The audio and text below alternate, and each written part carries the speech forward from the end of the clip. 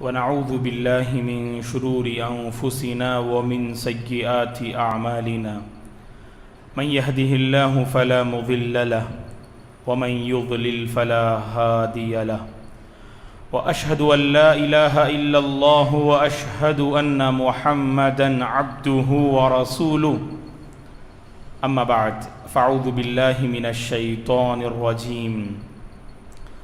يا أيها الذين آمنوا اتقوا الله حق تقاته ولا تموتن إلا وأنتم مسلمون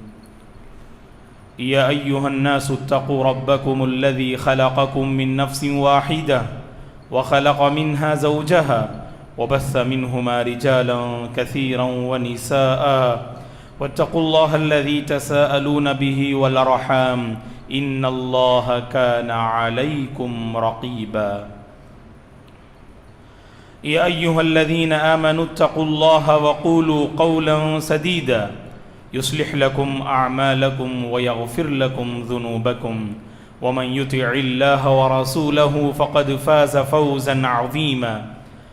فإن خير الحديث كتاب الله وخير الهدي هدي محمد صلى الله عليه وسلم وشر الأمور محدثاتها وكل محدثة بدعة وكل بدعة ضلالة وكل ضلالة في النار فأعوذ بالله من الشيطان الرجيم وَلَقَدْ خَلَقْنَا الْإِنسَانَ وَنَعْلَمُ مَا تُوَسْوِسُ بِهِ نَفْسُهُ وَنَحْنُ أَقْرَبُ إِلَيْهِ مِنْ حَبْلِ الْوَرِيدِ إِذْ يَتَلَقَّى الْمُتَلَقِّيَانِ عَنِ الْيَمِينِ وَعَنِ الشِّمَالِ قَعِيدٌ ما يلفظ من قول إلا لديه رقيب عتيد وجاءت سكرة الموت بالحق ذلك ما كنت منه تحيد ونفخ في الصور ذلك يوم الوعيد وجاءت كل نفس معها سائق وشهيد لقد كنت في غفلة من هذا فكشفنا عنك غطاءك فبصرك اليوم حديد وقال قرينه هذا ما لدي عتيد ألقيا في جهنم كل كفار عنيد مناع للخير معتد مريب الذي جعل مع الله إلها آخر فألقياه في العذاب الشديد قال قرينه ربنا ما أطغيته ولكن كان في ضلال بعيد قال لا تختصموا لدي وقد قدمت إليكم بالوعيد ما يبدل القول لدي وما أنا بظلام للعبيد إنهم فتية آمنوا بربهم وزدناهم هدى ہر قسم کی تعریف بزرگی اور بڑائی اس اللہ وحدہ لا شریک کے لیے ہے جس نے اس ساری کائنات کو پیدا کیا۔ درود اور سلام ہو رحمت للعالمین خاتم النبیین امام الانبیاء محمد عربی صلی اللہ علیہ وسلم پر، جنہوں نے نوجوان طبقے کی طرف خصوصی توجہ فرمائی۔ صحابہ اکرام رضوان اللہ علیہم اجمعین، تابعین، تبع تابعین، تمام مومن مرد اور عورتوں پر اللہ کی رحمت اور اس کی سلامتی ہو، آمین۔ محترم بزرگوں، نوجوانوں، عزیز بچوں اور قابل احترام میری ماں اور بہنوں، زندگی کے بہت سارے مراحل ہیں۔ ان مراحل میں اللہ تبارک و تعالی نے زندگی میں ایک ایسا مرحلہ رکھا ہے جس مرحلے میں انسان کی سوچ بنتی بھی ہے اور بگڑتی بھی ہے، جس مرحلے میں انسان پہنچ کر ماحول کو بنانے کا ہنر بھی رکھتا ہے اور ماحول کو بگاڑ بھی سکتا ہے، جس مرحلے میں پہنچ کر انسان اللہ کی رضامندی کو پا سکتا ہے وہیں اللہ کی ناراضگی کو بھی وہ مول لے سکتا ہے۔ میری مراد زندگی کا ایک ایسا اہم مرحلہ جسے ہم جوانی کے دور یا جوانی کے مرحلے سے تعبیر کرتے ہیں، یہ وہ مرحلہ ہے جو دو کمزوریوں کے درمیان میں حائل ہوتا ہے، واقع ہوتا ہے۔ بچپن کا مرحلہ جس میں انسان اپنی کمزوری، اس کی اپنی جو کمزوری ہوتی ہے بچوں کی، وہ ہم میں سے ہر ایک اس سے واقف ہیں۔ اب اس کے بعد جو بڑھاپے کا مرحلہ ہوتا ہے، جہاں انسان کے اعضاء اس کا ساتھ نہیں دیتے، جہاں انسانی صحت انسان کا ساتھ نہیں دیتی، جہاں کچھ کرنا بھی چاہیں تو انسانی صحت جو ہے یعنی اس کام کو انجام دینے اور اس کام کو آگے بڑھانے میں جو ہے مددگار ثابت نہیں ہوتی۔ ان دو مرحلوں کے درمیان اللہ تبارک و تعالی نے جوانی کا مرحلہ رکھا ہے، اور اس مرحلے میں نوجوان جب قدم رکھتے ہیں تو ان کے اندر ولولہ، جوش، کچھ کام کرنے کا حوصلہ پیدا ہوتا ہے۔ اسی لیے رسول اللہ صلی اللہ علیہ وسلم نے اس مرحلے میں خصوصی طور پر نوجوان نسل کو عبادات کے میدان میں بڑھ چڑھ کر حصہ لینے کی طرف آپ نے رغبت دلائی۔ کہا صلی اللہ علیہ وسلم نے سبعۃ یظلھم اللہ فی ظلہ یوم لا ظل الا ظلہ، کہ کل قیامت کے دن اللہ تبارک و تعالی جن 7 خوش نصیب لوگوں کو، 7 قسم کے لوگوں کو اپنا سایہ نصیب فرمائے گا، ان میں سے ایک وہ نوجوان بھی ہوگا، شاب نشأ فی عبادت اللہ، جس نے اپنی جوانی کو اللہ کی عبادت میں پروان چڑھایا ہو، جس کی جوانی اللہ کی بندگی میں گزری ہو۔ ایسا نوجوان کل قیامت کے دن اللہ تعالیٰ اسے اپنا سایہ نصیب فرمائیں گے۔ اور سبحان اللہ، دیکھیے، ہو سکتا ہے کہ جوانی کے اس مرحلے میں قدم رکھنے کے بعد جہاں بہت کچھ کرنے کا حوصلہ اس کے اندر پیدا ہوتا ہے، بہت کچھ کرنے کا جذبہ اس کے اندر پیدا ہوتا ہے، کبھی اچھا جذبہ بھی اس کے اندر ہوتا ہے، کبھی اس کے اندر برا جذبہ بھی پیدا ہوتا ہے، برے جذبات بھی ہوتے ہیں، اچھے جذبات بھی ہوتے ہیں، اچھے خیالات بھی جو ہے اس مرحلے میں آتے ہیں اور برے خیالات بھی اس مرحلے میں آتے ہیں۔ اس مرحلے میں نوجوانوں کو یہ تعلیم دی گئی کہ اچھے جذبات اور اچھے خیالات اپنے اندر پیدا کریں اور خیرات کی راہ پر اور خیرات کے راستے پر اپنے آپ کو باقی رکھیں۔ اور اسی لیے فرمایا صلی اللہ علیہ وسلم نے کہ 5 چیزوں سے پہلے غنیمت جانو۔ کہیں ایسا نہ ہو کہ اے نوجوانوں کہ تم جوانی کے مرحلے میں اللہ کی نافرمانی میں تم نے اس مرحلے کو گزار دیا، اور جب بڑھاپے کے مرحلے میں تم نے قدم رکھا تو کچھ کرنا چاہا تو اس وقت شاید زندگی تمہارا ساتھ نہ دے۔ اسی لیے کہا اللہ کے نبی صلی اللہ علیہ وسلم نے شبابک قبل حرمک،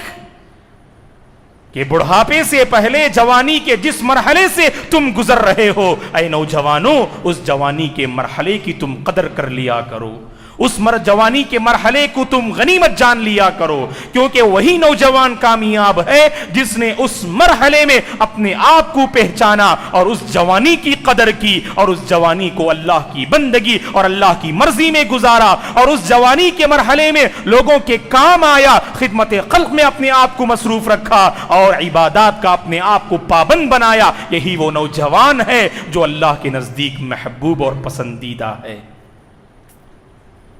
قرآن مجید میں اللہ تبارک و تعالی نے اس مرحلے کے حوالے سے چند جو ہے یعنی واقعات میں اس مرحلے کی طرف اللہ نے اشارہ بھی کیا ہے۔ وہ مشہور واقعہ آپ جانتے ہیں کہ سورۃ الکہف پڑھیے، سورۃ الکہف کی ابتدائی آیات میں اللہ تبارک و تعالی نے ان غار والوں کا قصہ بیان کیا۔ بادشاہ ان جو ہے نوجوانوں کو جن کا اللہ پر ایمان تھا ان کو مٹانے کی جب بادشاہ نے ایک کوشش اور سازش کی تو نوجوان اپنے ایمان کو بچانے کی خاطر غار میں انہوں نے پناہ لی، اور اس واقعے کو ذکر کرتے ہوئے اللہ تعالیٰ نے اس غار میں پناہ لینے والے نوجوانوں کے بارے میں ذکر کرتے ہوئے کہا انہم فتیۃ آمنوا بربہم وزدناہم ھدی۔ غار میں پناہ لینے والے جو لوگ تھے وہ چند نوجوان تھے جن نوجوانوں کا اپنے رب پر ایمان تھا، اپنے دین اور ایمان کی حفاظت کی خاطر، اپنے دین اور اپنے ایمان کو بچانے کی خاطر انہوں نے غار میں پناہ لی اور کہا کہ اللہ تبارک و تعالی نے انہوں نے جس ہدایت کا راستہ ڈھونڈ رکھا تھا اس ہدایت میں اللہ نے اور اضافہ فرمایا. یہ جوانی کا مرحلہ ہے. دیکھیے دوستو, اللہ تبارک و تعالی رہتی دنیا تک نوجوانوں کے لیے اللہ نے اس واقعے میں عبرت رکھی ہے, اللہ نے اس واقعے میں نصیحت کا سامان رکھا ہے کہ جوانی کے مرحلے میں خصوصاً ایمان کے لیے آزمائش آتی ہے. انسان کی دینداری جو ہوتی ہے نا, اس کے لیے آزمائش جوانی کے مرحلے میں آتی ہے. آپ دیکھ لیجئے بہت سارے لوگوں کے قدم جو ڈگمگاتے ہیں وہ اسی جوانی کے مرحلے میں ہے دوستو. بہت سارے لوگوں کے قدم جو ڈگمگاتے ہیں وہ اسی جوانی کے مرحلے میں ہے. اسی لیے اللہ تبارک و تعالی نے کہا کہ وہ نوجوان جو اپنے اندر دینداری کا حوصلہ اور جذبہ رکھتے ہیں, اللہ تعالی وزدناہم ہدا, ان کی ہدایت اور رشد میں اللہ اور اضافہ فرمائیں گے باذن اللہ. اور خود ابراہیم علیہ السلام جب ہوش سنبھالتے ہیں, توحید کی انہیں معرفت نصیب ہوتی ہے, ایک اللہ کو جب وہ پہچانتے ہیں, سب سے پہلے آپ نے ستارے پہ غور و فکر کیا, چاند پہ غور و فکر کیا, سورج پہ غور و فکر کیا, اور آخر کار آپ کو پتا چلا کہ ان سب کا پیدا کرنے والا ایک ہی رب ہے. انی وجہت وجہی للذی فطر السماوات والارض حنیفا وما انا من المشرکین. ابراہیم علیہ السلام توحید کا سبق جو ہے جب آپ نے سیکھا, دوسروں کو سکھانے کی آپ نے فکر کی, اور وہ مرحلہ بھی جوانی کا مرحلہ ہی تھا. جب آپ نے قوم والوں کو توحید کا سبق سکھانا چاہا, جب آپ نے قوم والوں کو شرک سے روکنے کی آپ نے کوشش کی, وہ بھی جوانی کا مرحلہ تھا. جب قوم والے کسی تہوار پر بستی سے باہر نکل چکے تھے تو ابراہیم علیہ السلام نے بستی میں موجود بتوں کو توڑ ڈالا, اور جب بستی والے واپس آئے تو دیکھا کہ سب کے سب بت جو ہے گرے پڑے ہیں. جو سب سے بڑا بت ہے جس کے گلے پر کلہاڑی جو ہے لٹکی ہوئی ہے, تو آپس میں گفتگو کرنے لگے. تو کہا, لوگوں نے آپس میں گفتگو کرتے ہوئے, قالوا سمعنا فتى يذكرهم يقال له ابراہیم. سورہ انبیاء میں اللہ نے کہا, لوگوں نے کہا بادشاہ سے, ہم نے یہاں پر ایک نوجوان کو سنا ہے جو ہمیشہ ہمارے بتوں کے خلاف جو کہتا ہے, جو ہمارے اپنے بتوں سے ہمیں روکنے کی کوشش کرتا ہے, ایک اللہ کی بندگی کی طرف وہ دعوت دیتا ہے, اور اسے ابراہیم کہا جاتا ہے, اور وہ نوجوان ہے. وہ اللہ اکبر. تو گویا کہ یہ جو مرحلہ ہے نا دوستو, یہ ٹرننگ پوائنٹ ہے, سمجھ لیجئے. یہ جو جوانی کا مرحلہ ہے یہ ٹرننگ پوائنٹ ہے. تو لہذا ہر نوجوان کو چاہیے اس مرحلے میں قدم رکھنے کے بعد, قدم آگے بڑھانے سے پہلے خصوصاً نوجوانوں کو سوچنا چاہیے کہ اس میں اللہ کی مرضی ہے کہ یا نہیں. اب دیکھ لیجئے نوجوان طبقے کا کیا حال ہے, خاص کر آج کے اس 4G اور 5G کے دور میں سوشل میڈیا کا کیسے ہمارے نوجوان استعمال کر رہے ہیں. نوجوان لڑکوں کا کیا حال ہے, نوجوان لڑکیوں کا کیا حال ہے, ان کے درمیان کیسے غلط تعلقات ہیں. غلط تعلقات کا ایک سلسلہ آج ہمارے اپنے مسلم گھرانوں کی ایک بہت بڑی مصیبت بن چکی ہے دوستو. تو آخر کار اس پر ہمیں توجہ دینی چاہیے. یاد رکھیں, ایک نصیحت نوجوانوں کے لیے وہ یہ, اگر نوجوان اپنی جوانی کو اللہ کی بندگی میں اگر گزارنا چاہیں, اللہ کی مرضی میں اگر گزارنا چاہیں, اے نوجوانوں سن لو, تمہارا مساجد سے گہرا رشتہ جو ہے ہونا پڑے گا. جب تک نوجوانوں کا مسجد سے تعلق نہیں ہوگا اس وقت تک نوجوانوں میں دینداری آ ہی نہیں سکتی دوستو. اور دوسری بات, معاشرے کے دو اہم ستون, معاشرے کے دو اہم بازو, ایک طرف علماء اور دوسری طرف سوسائٹی کے دانشوران اور بزرگ احباب. ان دونوں کی یہ ذمہ داری ہے دوستو. میں تو کہوں گا کہ معاشرے کے دو مضبوط بازو ہیں, یہ دو مضبوط ستون ہیں یہ, ایک طرف علماء اور دوسری طرف دانشوران اور معاشرے کے بزرگ احباب, سرپرست اور والدین. کریں کیا؟ علماء کے پاس علم ہے, علماء کے پاس علم ہے, اور دانشوران اور بزرگ احباب کے پاس ایکسپیرینس ہے, تجربات ہیں. علم اور تجربات کی روشنی میں ہم نوجوانوں کی صحیح رہنمائی اور ان کی جو ہے صحیح تربیت کر سکتے ہیں دوستو. اور سب سے بڑا مسئلہ یہ ہے نوجوانوں کی تربیت میں, علماء اور نوجوان، معاشرے کے بزرگ احباب نوجوان، دونوں کے درمیان میں ایک فاصلہ ہے دوستو، دونوں کے درمیان ایک دوری پائی جا رہی ہے۔ نوجوان بزرگ لوگوں سے قریب ہونا نہیں چاہتے اور بزرگ احباب نوجوانوں کو قریب کرنا نہیں چاہتے، اور ایک طرف ہم علماء کی بھی اس میں تھوڑی بہت غفلت ہو رہی ہے۔ جیسی کچھ نظر رکھنی چاہیے علماء اپنے جو ہے نوجوان نسل پر، اس گہری نظر رکھنے میں بعض علماء ناکام نظر آتے ہیں۔ ہمیں فکر ہونی چاہیے دوستو علماء کو، ہمارے نوجوان کیا سوچتے ہیں، وہ کیا کچھ بننا چاہتے ہیں، وہ آگے فیوچر میں امت کو کیا دینا چاہتے ہیں، ان کے اندر بننے کا حوصلہ ہے یا جو ہے بگاڑنے کا جو ہے ان کے اندر جو ہے یہ حوصلہ پایا جا رہا ہے، تو اس پر ہمیں غور کرنے کی ضرورت ہے۔ تو معاشرے کے جو علماء ہیں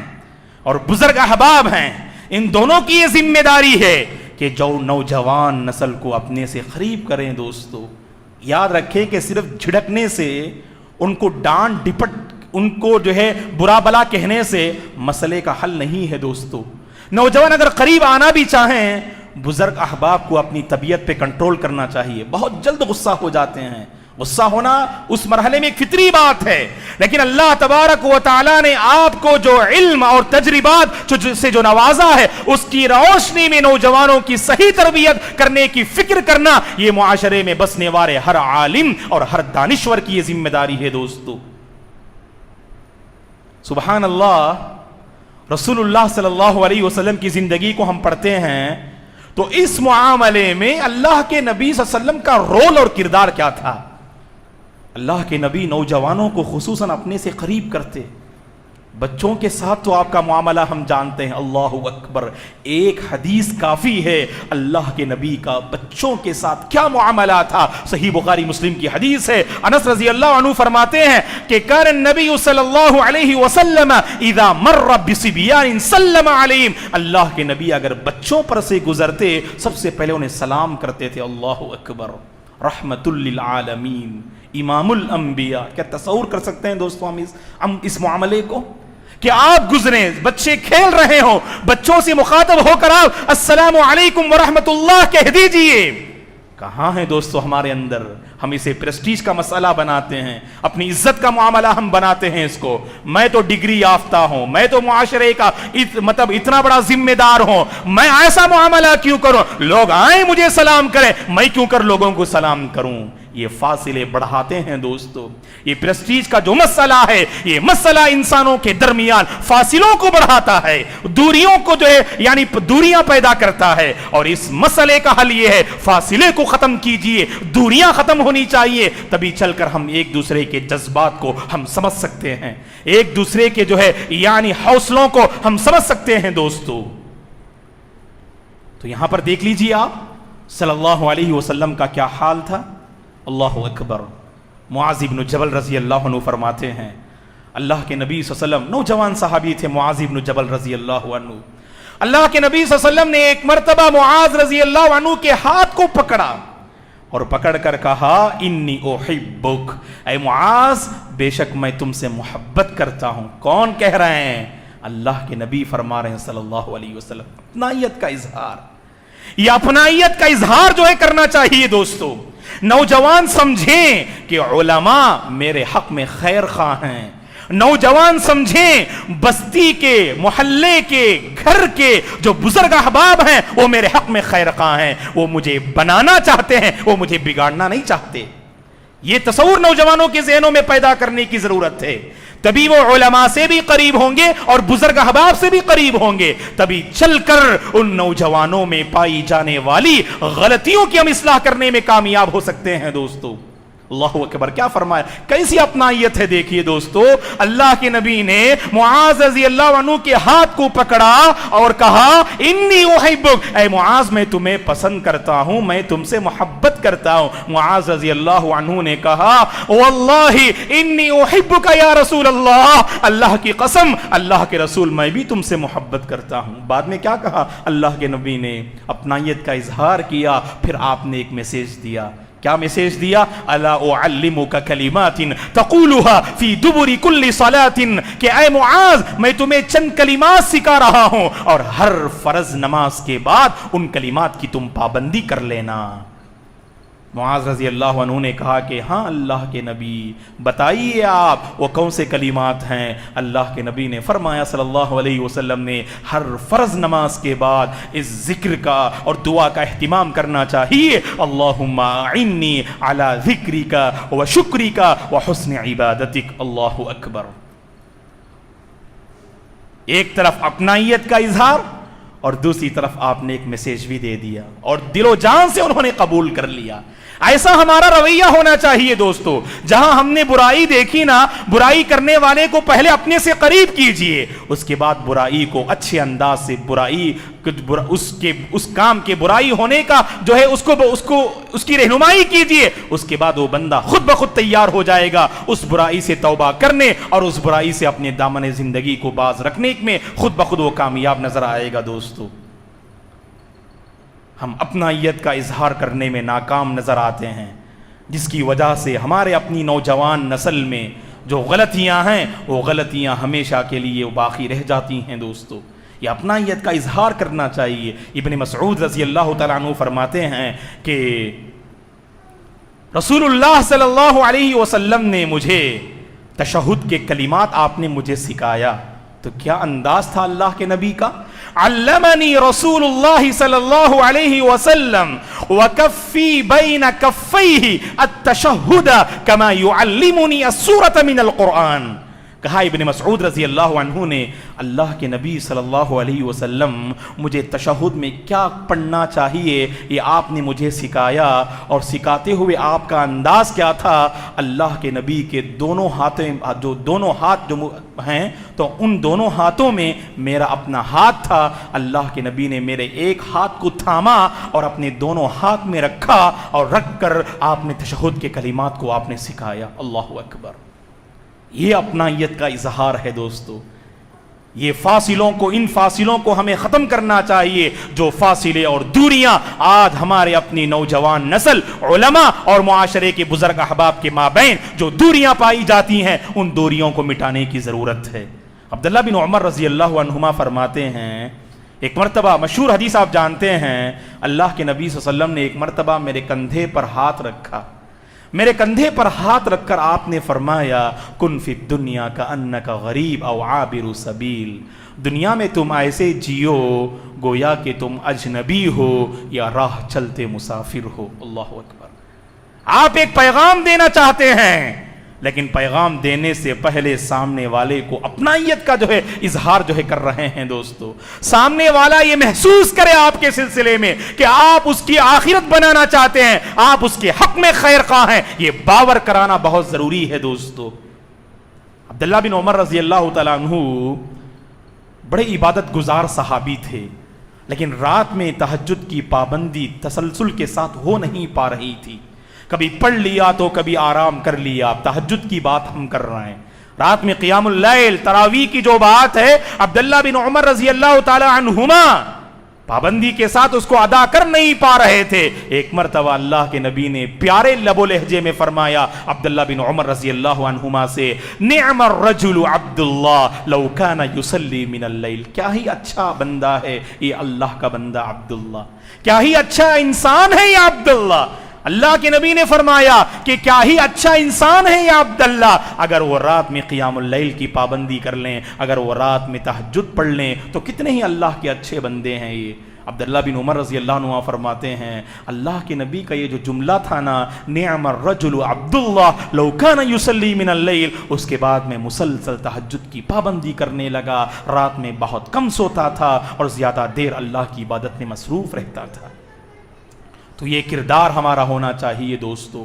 نوجوانوں کو ہم قریب کرنا چاہیے، ان کے جذبات کو ہمیں سمجھنا چاہیے، اس لیے کہ یاد رکھیں کہ نوجوانوں کے لیے آج کے اس نازک دور میں اگر کوئی لگام کی حیثیت ہے تو علماء ہی ہیں اور معاشرے کے سرپرست اور دانشوران ہی ہیں جو نوجوانوں کی صحیح تربیت کر سکتے ہیں۔ اگر علماء نے بھی ان پر توجہ نہ دی, معاشرے کے دانشوران اور بزرگ احباب نے بھی ان پر توجہ نہ دی, ہمارے یہ نوجوان بے لگام ہو جائیں گے, ہمارے ان نوجوانوں کی زندگی بے لگام ہو جائے گی. تو ہماری یہ کوشش ہونی چاہیے کہ نوجوانوں کو ہم اپنے سے قریب کریں دوستو. ورنہ ہم دیکھتے ہیں کہ کسی بھی فیلڈ میں آپ دیکھ لیجئے, خاص کر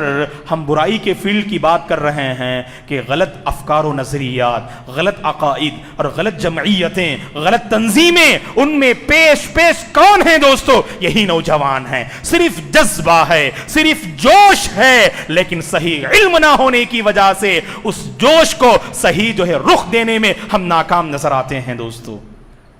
تو اسی لیے ہم آپ سے گزارش کرتے ہیں کہ آپ اپنے علاقے میں جن نوجوانوں کو پاتے ہیں ان نوجوانوں پر خصوصی توجہ دیا کریں, اور نوجوانوں سے بھی ہم گزارش کریں گے کہ اے نوجوانوں, جوانی کا جو مرحلہ ہے وہ سنہرا مرحلہ ہے, وہ سنہرا دور ہے. اے نوجوانوں,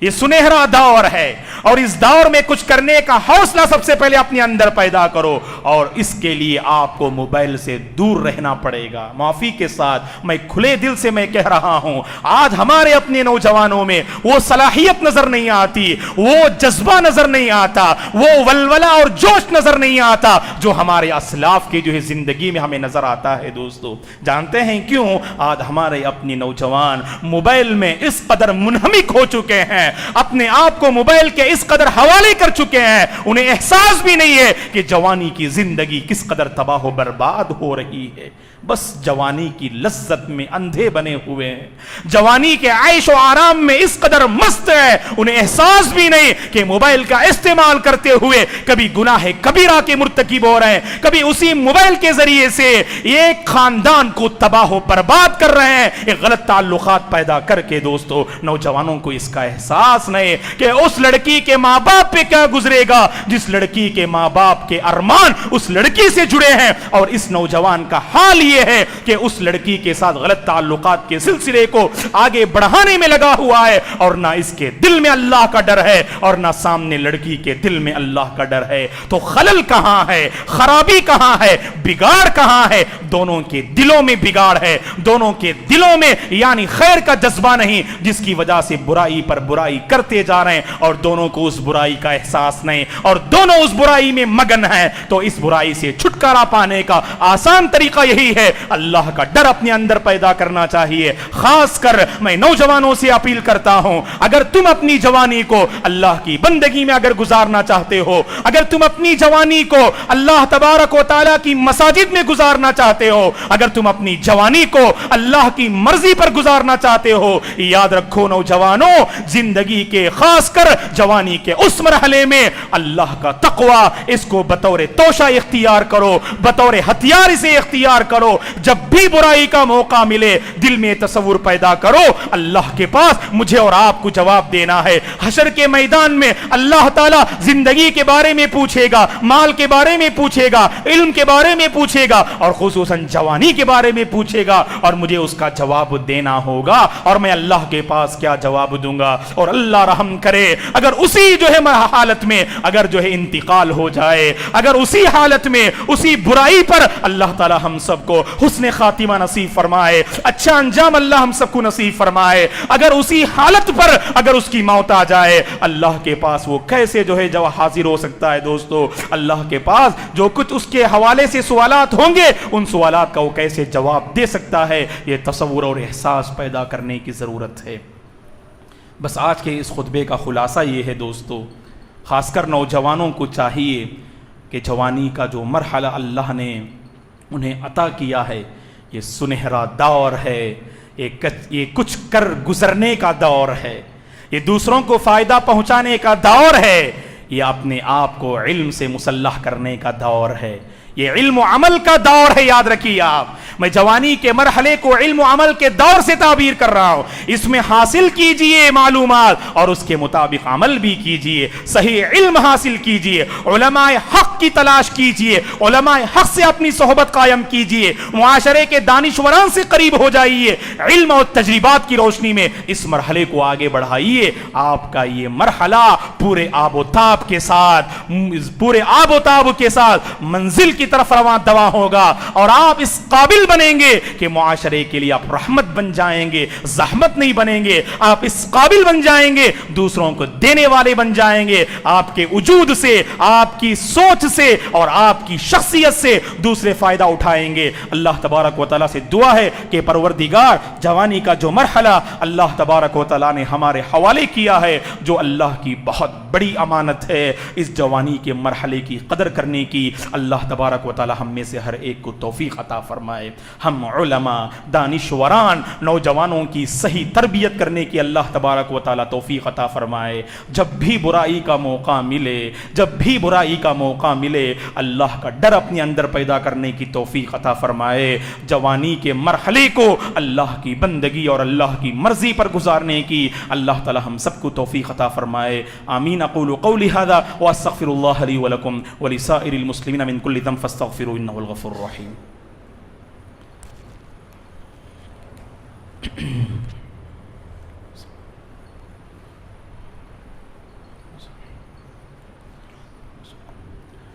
إن الحمد لله نحمده ونستعينه ونستغفره ونعوذ بالله من شرور أنفسنا ومن سيئات أعمالنا من يهده الله فلا مضل له ومن يضلل فلا هادي له وأشهد أن لا إله إلا الله وأشهد أن محمدا عبده ورسوله أما بعد فأعوذ بالله من الشيطان الرجيم إن الله وملائكته يصلون على النبي يا أيها الذين آمنوا صلوا عليه وسلموا تسليما اللهم صل على محمد وعلى آل محمد كما صليت على إبراهيم وعلى آل إبراهيم إنك حميد مجيد اللهم بارك على محمد وعلى آل محمد كما باركت على إبراهيم وعلى آل إبراهيم إنك حميد مجيد اللهم أعز الإسلام والمسلمين وأذل الشرك والمشركين اللهم انصر الإسلام والمسلمين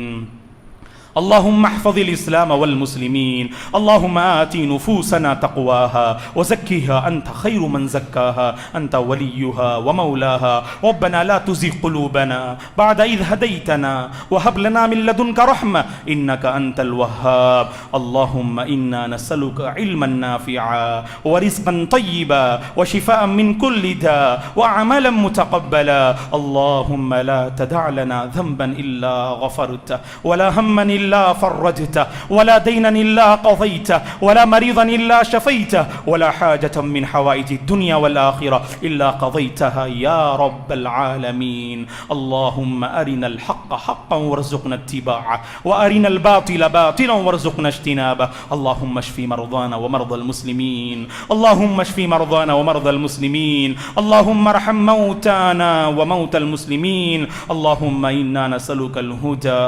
والتقى والعفاف والغنى عباد الله رحمني ورحمكم الله فاعوذ بالله من الشيطان الرجيم إن الله يأمر بالعدل والإحسان وإيتاء ذي القربى وينهى عن الفحشاء والمنكر والبغي يعظكم لعلكم تذكرون اذكروا الله العظيم يذكركم ولذكر الله تعالى أكبر والله يعلم ما تصنعون